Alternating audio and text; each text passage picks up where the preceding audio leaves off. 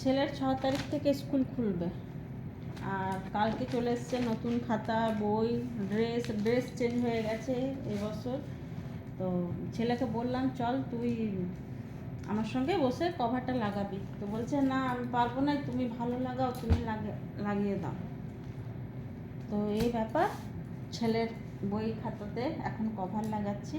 আর cover লাগাতে লাগাতে আমার একটা আবার কথা মনে পড়লো, যখন এরা ছোট ছিল স্কুলে প্রজেক্ট দিত, আর সে প্রজেক্টটা বাড়িতে এসে বানাবার জন্য ছেলে বলতো মা তুমি বানিয়ে দাও।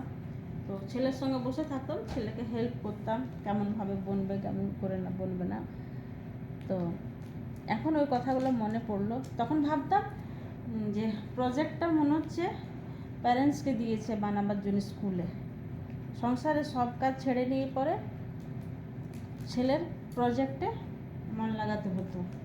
তারপর যখন প্রজেক্টটা হয়ে যেত কমপ্লিট, যখন স্কুলে নিয়ে যেত, তারপর যখন স্কুল থেকে আসতো তখন ছেলেকে জিজ্ঞেস করতাম যে কি তোর প্রজেক্টটা কেমন হয়েছে, তোরটা কেমন, বোর্ডে নাম আসবে তো, ভালো হয়েছে তো।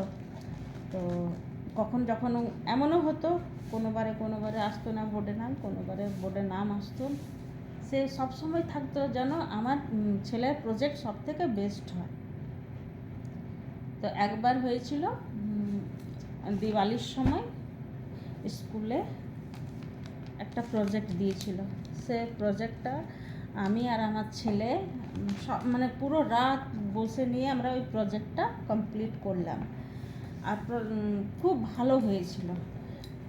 যখন ওই জমা করলে স্কুলে, তো সেদিন তারপরের দিন স্কুল গেল, স্কুল যাবার পর সেদিন তো বোর্ডে নাম ছিল না, কিন্তু নেক্সট দিন যখন গেল তার পরের দিনটায় তখন ছেলের নাম এলো বোর্ডে, সেকেন্ড হয়েছিল।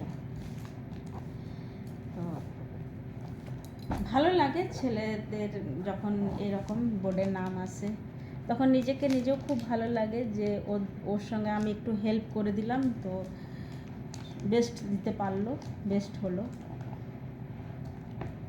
চলুন তাহলে, অনেক গল্প হলো।